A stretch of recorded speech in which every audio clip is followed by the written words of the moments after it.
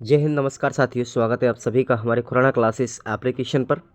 और आज हम बात करेंगे, आज हमारा पेपर है हिंदी भाषा शिक्षण और प्रवीणता। ये चौथा पेपर है आपका और 60 अंकों का इसका पूर्णांक होता है। इसमें से आपको पास होने के लिए 24 नंबर की आवश्यकता होती है और ये 3 घंटे का पेपर होता है साथियों। तो आइए आज हम बात करेंगे इस पूरे पेपर को लेकर के। और पहला क्वेश्चन आप लोगों के सामने स्क्रीन पर दिखाया गया है। पहला क्वेश्चन है कि पठन प्रक्रिया का प्रारंभिक चरण कौन सा है। तो आपका राइट आंसर होगा प्रत्याभिज्ञान। कौन सा है? पठन प्रक्रिया का पहला चरण है प्रत्याभिज्ञान। क्वेश्चन नेक्स्ट है, पावन शब्द का सही संधि विच्छेद क्या होगा। तो पावन को अगर हम तोड़े तो साथियों ध्यान रखना, पऊ प्लस अन क्या बनेगा? पावन। इसमें जो संधि है ना, ये पावन बनेगा। इसमें संधि होगी अयादि। कौन सी है? अयादि। ये बात ध्यान रखेंगे। अयादि का एक नियम भी आपको याद रखना है। अगर देखो पवन होता तो पो प्लस अन बनता, ये तब क्या बनता? पवन। ठीक है। यदि औ के बाद ए आए तो आव बनेगा और ओ के बाद ए आए तो अब बनेगा। ये संधि है साथियों, ए चो अये आव। ठीक है, आगे बात करते हैं। तो इसमें जो ऑप्शन होगा वो सी हो जाएगा पावन में। और पवन का क्या बनता? पवन वाले का जो बनता ना वो ये बनता, बी ऑप्शन। ठीक है। अगला क्वेश्चन है, ज्ञान परक उद्देश्य कौन कौन से हो सकते हैं। तीसरा क्वेश्चन, ज्ञान परक उद्देश्य में भाषा की परंपरा, प्रकृति और उसकी विविध घटकों की जानकारी में भाषा विज्ञान का ज्ञान हो सकता है। अगला क्वेश्चन नंबर 4 देखेंगे, लेखन की प्रभावी योजना के चरण लिखिए। तो पहला चरण है विषय का ज्ञान, दूसरा है शीर्षक निर्धारण, तीसरा है विषय पर चर्चा करना और चौथा है रूपरेखा बनाना। ठीक है। अगला क्वेश्चन है 5वां, पत्र क्या है, इसे कितने भागों में बांटा गया है। तो किसी भी बात को जब हम लिपिबद्ध कर देते हैं, जो मुंह से कही गई बात अगर उसको हम लिख देते हैं तो उसे पत्र कहा जाता है। पत्र दो प्रकार के होते हैं, औपचारिक पत्र और अनौपचारिक पत्र, ऑफिशियल लेटर और इनफॉर्मल लेटर। ध्यान रखना, फॉर्मल और इनफॉर्मल। ध्वनि किसे कहते हैं। तो ध्वनि देखेंगे, ये हिंदी का पेपर है साथियों। अगर आपने इस पेपर को अच्छे से पढ़ लिया ना हिंदी को, तो आपको इंग्लिश का पेपर ट्रांसलेट करने में समय नहीं लगेगा और अच्छा समझ में भी आएगा। तो ध्वनि किसे कहते हैं? मुख से उच्चारित सबसे छोटी इकाई जिसके टुकड़े नहीं किए जा सकते वो ध्वनि कहलाती है, साउंड कहलाती है। क्वेश्चन 7वां है, निःशुल्क एवं अनिवार्य बाल शिक्षा अधिनियम कब लागू किया गया था और वह किस आयु वर्ग के लिए किया गया था। तो देखेंगे, निःशुल्क एवं अनिवार्य बाल शिक्षा अधिकार, जिसको हम RTE बोलते हैं, इसको पूरे भारत में जम्मू कश्मीर राज्य को छोड़ करके 1 अप्रैल 2010 को लागू किया गया था। पूरे भारत में कब किया गया था? 1 अप्रैल 2010 को। जिसके अंतर्गत प्रावधान था कि 1 वर्ष से पहले से लेकर के 8वीं कक्षा तक सभी बच्चों को निःशुल्क शिक्षा दी जाएगी। उम्र की बात करें तो 6 वर्ष से लेकर के 14 वर्ष तक के बच्चे आएंगे उसमें। और यही नियम अगर हम राजस्थान की बात करें तो राजस्थान में लागू हुआ था 1 अप्रैल 2011 को, जो RTE अधिनियम के नाम से जाना जाने लगा। अगला क्वेश्चन है 8वां, श्रवण बाधित छात्रों के लिए कौन सी भाषा प्रयुक्त की जाती है। तो ध्यान रखेंगे, श्रवण बाधित छात्र जो होते हैं उनके लिए सांकेतिक भाषा का प्रयोग किया जाता है ना।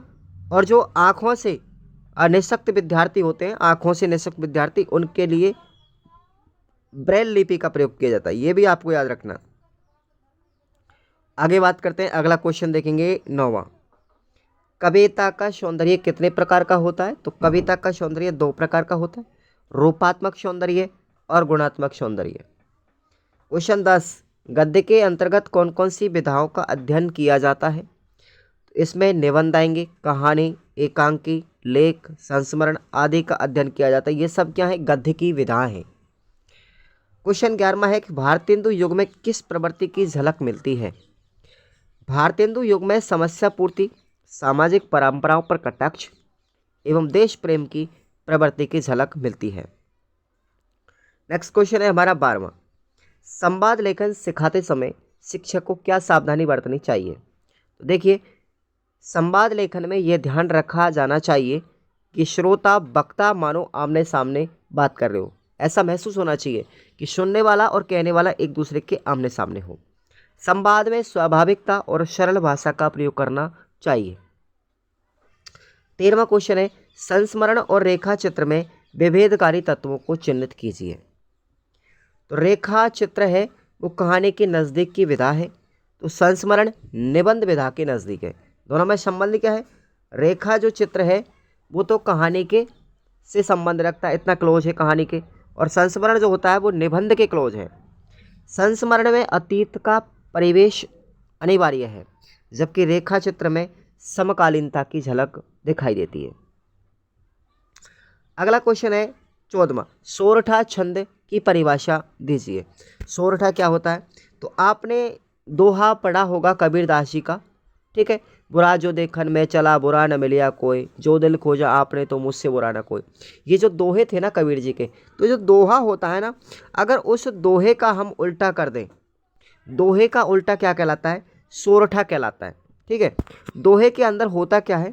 पहले और तीसरे चरण में 11-11 मात्राएं होती है, और दूसरे और चौथे चरण में 13-13 मात्रा होती है, ठीक है। किसमें? सोरठे के अंदर। ध्यान रखना, सोरठे में क्या होगा? 11-11 मात्राएं पहले तीसरे में, और दूसरे चौथे में 13-13 मात्रा होती है। अगर जबकि दोहे को उल्टा लिख दिया जाए तो वो सोरठा बन जाता है, ठीक है। अब देखो इसमें ये उदाहरण के लिए क्या है? एक दोहा है, ठीक है। सोहत ओडे पीत पीत पट श्याम शलोने गात। तो देखेंगे यहाँ से ये पहला है, यहाँ से तो इसमें 11 मात्रा, ये दूसरा है तो इस ये यहाँ से पहला पद है, ठीक है, पहले पद में 13, दूसरे में 11, फिर तीसरे में 13 और चौथे में फिर 11। सोरठे की बात करेंगे तो जस्ट टोटला हो गया, श्याम चलोने गात सोहत ओडे प्रीत पट। तो देखेंगे ये 11 यहाँ पर आ गई, यहाँ 13 हो गई, यहाँ 11 आ गई तो यहाँ 13 हो गई, इस तरीके से। अगला क्वेश्चन है प्राणत्व के आधार पर व्यंजनों के कितने भेद होते हैं? तो 2 प्रकार के होते हैं, अल्प प्राण और महाप्राण। अगले क्वेश्चन पर आते हैं, स्वर तथा व्यंजन के अंतर को स्पष्ट कीजिए। तो अब आपको ध्यान रखना है स्वर किसे कहते हैं? वे वर्ण जिनके उच्चारण में ध्वनि फेफड़ों से अनुस्फुटित होकर के कंठ से होती हुई ध्वनि मुख बेवर के उच्चारण स्थानों को स्पर्श किए बिना मुख से बाहर निकलती है, उन्हें हम स्वर कहते हैं। जबकि बेवर्ण जिनके उच्चारण में ध्वनि फेफड़ों से अनुस्फुटित होकर के मुख बेवर के उच्चारण स्थानों को स्पर्श करती हुई ध्वनि निकलती है, तो ध्यान रखना उन्हें व्यंजन कहते हैं। अगला क्वेश्चन है 17वां, मूल्यांकन किसे कहेंगे? सतत व्यापक मूल्यांकन के 4 उपकरण कौन कौन से हैं? मूल्यांकन का शाब्दिक अर्थ है मूल्य का आंकना। हिंदी शिक्षण में मूल्यांकन से तात्पर्य इस बात की जांच करना है कि शिक्षण के परिणाम स्वरूप छात्रों के व्यवहार में क्या परिवर्तन हुआ है, मूल्यांकन कहलाता है। मूल्यांकन के उपकरण देखिए, प्रश्न पूछना, अवलोकन, परीक्षण, संचित अभिलेख, पोर्टफोलियो, विषय विशेष, विषय के प्रति अभिवृत्ति। और मूल्यांकन के तरीके कौन कौन से हैं? तो परीक्षा लेना, दत्त कार्य, प्रतियोगिताएं, परियोजना, बहस, समूह चर्चा, गतिविधियां, ये आपके मूल्यांकन के तरीके हैं। 18वां क्वेश्चन आता है हमारा कि एनसीएफ 2005 में भाषिक विविधताओं की समस्या के रूप में नहीं लिया जाता है। ये क्वेश्चन आपको अपनी सीरीज में से यूनिट 1 में से याद करना है, ठीक है। अब मैं आपको क्वेश्चन बता रहा हूँ कि भाषण की विशेषताओं की विवेचना कीजिए। भाषण की कौन कौन सी विशेषता हैं? तो विद्यालयी शिक्षण पद्धति में भाषण का महत्वपूर्ण स्थान है। ये इतना महत्वपूर्ण है कि भाषणबाजी व्यंग्यात्मक शब्द उभर भर के आती है। भाषण की विशेषता देखो भाई, विषय की पूर्व तैयारी, विषय को रोचक बनाने का कौशल, श्रोता को संतुष्ट करने वाली सामग्री एवं भाषा, विषय को केंद्रित रखने का कौशल, नाटकीय भाव भंगिमा का प्रयोग करने की क्षमता, गणितीय गतिशील सरल व स्पष्ट भाषा शैली, संप्रेषणीयता का गुण और प्रबंधन कौशल, ये भाषण की विशेषता होनी चाहिए। अब आपको अथवा में क्वेश्चन याद रखना है, मौखिक अभिव्यक्ति व लिखित अभिव्यक्ति में गहरा संबंध है, क्यों? स्पष्ट कीजिए। अगला क्वेश्चन 19वां है, पठन प्रक्रिया के चरणों का संक्षिप्त वर्णन करो। तो पठन प्रक्रिया में 4 चरण इंपॉर्टेंट है। पहला है प्रत्याभिज्ञान, ये आपको मैंने ऑब्जेक्टिव में बताया है। प्रत्याभिज्ञान का आशय है कि किसी भी शब्द की रचना और उसके उच्चारण रूप के प्रति जो मानसिक बिंब बनता है वो प्रत्यभिज्ञान कहलाता है। अर्थग्रहण, इसमें पठन सामग्री के निहित अर्थ को भली भांति समझा जाता है। इसमें पाठक चिंतन मनन के द्वारा पठन सामग्री की व्याख्या व विश्लेषण करता है।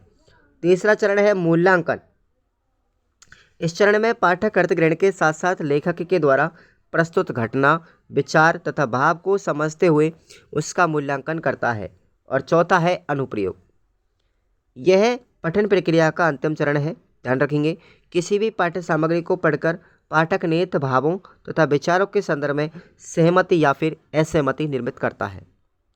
आपको अथवा में 2 क्वेश्चन याद रखने, हिंदी में थोड़ा सा क्वेश्चन आपको निशान लगाने हैं साथियों। Second model paper, third model paper आएगा तो उसमें भी आपको हम बताएंगे सबको। क्वेश्चन है गहन अध्ययन तथा द्रुत अध्ययन में क्या अंतर है। एक क्वेश्चन तो ये याद करना है इस यूनिट से। और कहानी की भाषागत विशेषताएं क्या है, ये क्वेश्चन भी आपको याद करना है। चलिए आगे चलते हैं। वाच्य किसे कहते हैं, प्रधानता के आधार पर वाच्य के भेदों के उदाहरण आपको याद करने हैं, ये क्वेश्चन। नेक्स्ट है वाक्य में कौन कौन से गुण होने आवश्यक हैं, आपको बता रहा हूँ मैं। तो पहला गुण है आकांक्षा का। एक पद पढ़ने या सुनने के बाद किसी भी वाक्य के आशय को जानने की स्वाभाविकता की जिज्ञासा को हम आकांक्षा कहते हैं। दूसरा गुण है योग्यता का। वाक्य में योग्यता से तात्पर्य है कि पदों के अर्थ बोधन की सामर्थ्य। वाक्य में सार्थक शब्दों का प्रयोग होता है। निरर्थक शब्द तभी प्रयोग में लाए जाते हैं जब वे कुछ अर्थपूर्ण हो। तीसरा गुण है सन्निधि। सन्निधि शाब्दिक अर्थ दृष्टि से इसका अर्थ है समीपता। वाक्य में पद एक दूसरे की समीप रहने चाहिए। यह तभी संभव होगा जब पूरा वाक्य एक साथ उच्चारित किया जाएगा। चौथा गुण है इसका पदक्रम। प्रत्येक भाषा में पदक्रम की अपनी एक व्याकरणिक व्यवस्था होती है। इस व्यवस्था के लिए पदों का निश्चित क्रम में आना जरूरी है। ग्रामर के अनुसार व्यवस्था के अनुसार पदों का संयोजन ये पदक्रम कहलाता है। पांचवा गुण है अन्विति। अन्विति से आशय है युक्त, जोड़ा या फिर व्याकरणिक दृष्टि से समान रूपता। वाक्य में पदों का प्रयोग करते समय व्याकरण के नियमों का उल्लेख नहीं होना चाहिए। अगला क्वेश्चन है आपका, देखेंगे 21वां। अच्छे मूल्यांकन की विशेषताएं क्या है, लिखिए। ये क्वेश्चन आपको याद करना है। मैं आपको क्वेश्चन बता रहा हूँ, एनसीईआरटी द्वारा व्यक्त मूल्यांकन की विवेचना कीजिए। ये देखिएगा इसका उत्तर। एनसीईआरटी के अनुसार मूल्यांकन एक ऐसी सतत और व्यवस्थित प्रक्रिया है जो देखती है कि क्या देखती है, निर्धारित शैक्षिक उद्देश्यों की प्राप्ति की सीमा तक हुई है। फिर देखती है कि कक्षा में प्रदान किए गए अधिगम अनुभव कितने प्रभावशाली रहे हैं। तीसरी बात देखती है कि व्यवहार परिवर्तन की प्रक्रिया कितने अच्छे ढंग से पूर्ण हो रही है, ये देखती है। इस तरह मूल्यांकन प्रक्रिया में 3 पक्षों और 3 अंगों की उपस्थिति अनिवार्य रूप से पाई जाती है। वो 3 अंग कौन कौन से? पहला शिक्षण उद्देश्य, दूसरा है अधिगम अनुभव और तीसरा है व्यवहारगत परिवर्तन। क्वेश्चन नंबर 22वां है कि बालक में सुनने की आदत का विकास करने के लिए एक शिक्षक को कौन कौन से उपाय करने चाहिए, ठीक है। या फिर भाषा को सुनकर के समझने में सहायक प्रमुख सिद्धांतों का वर्णन करो, ठीक है भाई। चलिए क्वेश्चन देखेंगे। बालक में सुनने की आदत या फिर श्रवण कौशल का विकास निम्न तरीके से कर सकते हैं। पहली विधि होगी सहस्वर वाचन। शिक्षक को चाहिए कि वह कक्षा में छात्रों के समक्ष सबसे पहले पाठ्य सामग्री या कविता का आदर्श वाचन करे। दूसरा काम करेंगे श्रुति लेख। इस विधि में शिक्षक छात्रों के समक्ष शब्द वाक्य आदि का शुद्ध उच्चारण करता है तथा उस उच्चारण को ध्यानपूर्वक सुनकर छात्र लिखित रूप प्रदान करता है। तीसरा हम तरीका बताएंगे उसको भाषण के द्वारा। यद्यपि भाषण को छात्र में मौखिक अभिव्यक्ति की कुशलता का विकास करने का सबसे प्रभावशाली साधन माना गया है, परंतु इसका श्रवण कौशल में भी प्रयोग किया जाता है। चौथा काम करेंगे वाद विवाद। भाषण की भांति ही वाद विवाद भी छात्रों में मौखिक अभिव्यक्ति की कुशलता का विकास करने का साधन है, परंतु इस विधि का भी उपयोग श्रवण कौशल में भी किया जाता है। पांचवी विधि है प्रश्नोत्तर विधि। श्रवण कौशल शिक्षण की अन्य महत्वपूर्ण विधि प्रश्नोत्तर प्रणाली भी है। शिक्षक कक्षा में या तो स्वयं या किसी अन्य छात्र को एक पाठ पढ़ने के लिए देगा और फिर प्रश्नोत्तर याद करने को कहेगा। छठवीं विधि है कहानी सुनना व सुनाना। कहानी कहना और सुनना। बच्चों का मन किसी भी कहानी को सुनने के लिए तैयार रहता है। प्राय बच्चे पूरे मनोयोग से कहानी सुनते हैं, अतः इस प्रणाली को श्रवण कौशल की सबसे महत्वपूर्ण प्रणाली माना जाता है। और सातवीं विधि है श्रव्य तथा श्रवदृश्य सामग्री का प्रयोग करके भी बच्चों में श्रवण कौशल का विकास किया जा सकता है। तो ये श्रवण कौशल, ठीक है, याद करना, ये क्वेश्चन इंपॉर्टेंट है। 23वां क्वेश्चन देखिए, पठन के महत्व को वर्णित करो। पठन के महत्व को वर्णित करो। अब आपको अथवा में क्वेश्चन याद रखना है कि सहस्वर वाचन के गुणों की विवेचना कीजिए। ये क्वेश्चन आपको याद कर लेना है। पठन का महत्व, पठन का जीवन में अनेक दृष्टियों से महत्व है। ये निम्न बिंदु हैं, देखेंगे कहाँ कहाँ पर महत्व है। कि वर्तमान में सभी प्रकार की नियुक्ति तथा पदोन्नति से सामान्य ज्ञान का परिचय देना अथवा रखना आवश्यक है, और इसका बहुत बड़ा साधन है सामान्य ज्ञान की पुस्तकों का पाठन करना। वाचन शक्ति से हमें गंभीर अध्ययन के लिए प्रेरित करती है, और व्यक्ति का अध्ययन जितना गंभीर होता है उतना ही वह पूर्णता की ओर अग्रसर होता है। हमारी संस्कृति सभ्यता सदग्रंथों में निहित है, जिनके माध्यम से हम अपनी प्राचीन संस्कृति के सागर में गोता लगा करके अनमोल रत्न निकाल सकते हैं। सदग्रंथों में पठन से हृदय में ज्ञान का आलोक फैला है, आत्मा भी विकसित होती है। उसके बाद है पठन का ज्ञान हमें सामाजिक सम्मान देता है और साक्षरता का प्रमाण पत्र भी प्रदान करता है। भाषण की विविधता का ज्ञान वाचन के द्वारा ही होता है। वाचन ही हमें विविध शैलियों से परिचित कराता है। ग्रंथ हमारे सच्चे मित्र हैं, जो सुख में, दुख में, घर में, एकांत में, अस्पताल आदि में काम आते हैं। तात्पर्य यह है कि सदा सर्वत्र साथ देते हैं और ये मृत्यु पर्यंत तक साथी बने रहते हैं। सूरदास, तुलसीदास, कबीरदास आदि महान साहित्यिक आत्माओं का विमल दर्शन इन्हीं वाचन शक्ति के द्वारा सुलभ होता है। उनकी अमर वाणी की झनकार इस शक्ति से हृदय में गूंजती है और इसी शक्ति से पाठक और लेखक का समागम होता है।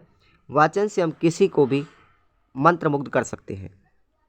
ठीक है, अगला क्वेश्चन देखेंगे। रचना के आधार पर वाक्य भेद लिखिए और उदाहरण देकर के समझाइए। ठीक है, और एक प्रश्न आपको यह भी पूछा जा सकता है कि व्युत्पत्ति के आधार पर शब्द भेद कितने होते हैं, उदाहरण देकर समझाओ। तो मैं आपको बता रहा हूं यहाँ पर पूरा देखिए। ठीक है भाई, आपको मैं बता रहा हूँ रचना के आधार पर वाक्य, और आपको फिर याद कर रहे हैं इसके अलावा एक क्वेश्चन है व्युत्पत्ति के आधार पर, जैसे रूढ़ शब्द, रूढ़ योग शब्द, ठीक है, योग शब्द, ये वाले आपको याद करने। रचना के आधार पर 3 प्रकार के साधारण वाक्य, दूसरा प्रकार है जटिल या मिश्र वाक्य, और तीसरा प्रकार है संयुक्त या यौगिक वाक्य। अब देखिए सरल वाक्य क्या है, इंपॉर्टेंट क्वेश्चन है ये। जिस वाक्य में केवल एक उद्देश्य और एक विधेय होता है। उद्देश्य का मतलब समझ रहे हो आप, एक कर्ता होता है, और विधेय का मतलब एक कर्म होता है। एग्जाम्पल के लिए जैसे सीता पुस्तक पढ़ रही है, तो सीता इसमें कर्म है, क्या है, उद्देश्य है, और पुस्तक क्या है, इसमें विधेय है, कर्म है। ठीक है, दूसरा जो भाग है वो है जटिल वाक्य या मिश्र वाक्य। जटिल को हम मिश्र वाक्य भी कहते हैं। जिस वाक्य में एक प्रधान उपवाक्य के साथ एक या एक से अधिक आश्रित उपवाक्य जुड़े हों उन्हें जटिल वाक्य या मिश्र वाक्य कहते हैं। इनकी पहचान शब्द आपको याद रखना है। इन वाक्यों में कि, जो, किंतु, लेकिन आदि योजक शब्द आते हैं। एग्जाम्पल की बात करें, राम ने कहा कि मैं कल जयपुर जाऊंगा, तो की तो आ गया योजक शब्द, इससे पता चल गया ये जटिल वाक्य। अब राम ने कहा, ये तो प्रधान है, और मैं कल जयपुर जाऊंगा, ये आश्रित उपवाक्य है। अब आश्रित उपवाक्य होता क्या है, देखिए, जो उपवाक्य स्वतंत्र रूप से अर्थबोध नहीं करता, केवल मुख्य वाक्य का सहायक मात्र होते हैं, उन्हें आश्रित उपवाक्य कहते हैं। आश्रित उपवाक्य भी 3 प्रकार के होते हैं, संज्ञा पर आश्रित, विशेषण पर आश्रित और क्रिया पर आश्रित। तीसरा प्रकार है वाक्य का संयुक्त वाक्य या यौगिक वाक्य। संयुक्त वाक्य में 2 या 2 से अधिक समान अधिकार वाक्य संयोजक के द्वारा जुड़े होते हैं। संयोजक के द्वारा जुड़े रहने पर भी प्रत्येक वाक्य अपना अपना स्वतंत्र अस्तित्व रखता है और एक दूसरे पर कोई आश्रित नहीं होता। जैसे एग्जाम्पल के लिए, बालक कक्षा में गए परंतु वहां शिक्षक नहीं था, परंतु आ गया ना योजक शब्द, तो इसमें देखेंगे प्रथम वाक्य तो कौन सा है, बालक कक्षा में गए। द्वितीय वाक्य क्या है, वहाँ शिक्षक नहीं था। और यहाँ पर योजक शब्द क्या है, परंतु। ठीक है, इनमें तथा और एवं ये योजक शब्द होते हैं साथियों किसमें, संयुक्त वाक्यों में, ये वाले। हमारा अंतिम क्वेश्चन है साथियों 25वां, सतत एवं व्यापक मूल्यांकन से क्या तात्पर्य है, इसकी विशेषताएं लिखिए। ठीक है, तो देखेंगे आपको क्वेश्चन याद रखना अथवा में मूल्यांकन की विधियों या तकनीकियों की विवेचना कीजिए। कौन कौन सी विधियां हैं मूल्यांकन की, वो आपको याद कर लेना है। तो मैं आपको सतत व्यापक मूल्यांकन के बारे में बता रहा हूँ। ठीक है, सतत व्यापक मूल्यांकन औपचारिक विद्यालयी शिक्षा व्यवस्था में मूल्यांकन प्रक्रिया बहुत इंपॉर्टेंट है। एनसीएफ 2005 तथा इससे पहले अनेक समितियां और शिक्षा शास्त्रियों द्वारा शिक्षा एवं परीक्षा प्रणाली में सुधार की सिफारिशें की गई। अभी तक वर्ष के अंत में 2.5-3 घंटे की परीक्षा ही विद्यार्थियों की क्षमता मापने की कसौटी मानी गई है। किसी कारण से पूरे साल मेहनत करने वाला विद्यार्थी यदि वार्षिक परीक्षा में न बैठ पाए, ठीक है, तो उसका पूरा साल खराब माना जाता है।